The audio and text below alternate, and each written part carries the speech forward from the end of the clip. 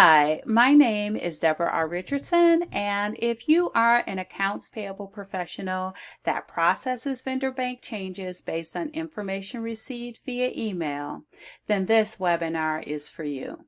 Protecting vendor banking details when changes are received via email beyond the phone call will show you why the phone call is just not enough, what you need to do first, last, and a couple of steps in between to make sure you are processing a request from your actual vendor. I have also partnered with Authority, who will demonstrate their permission code technology that can automate that authentication process for you.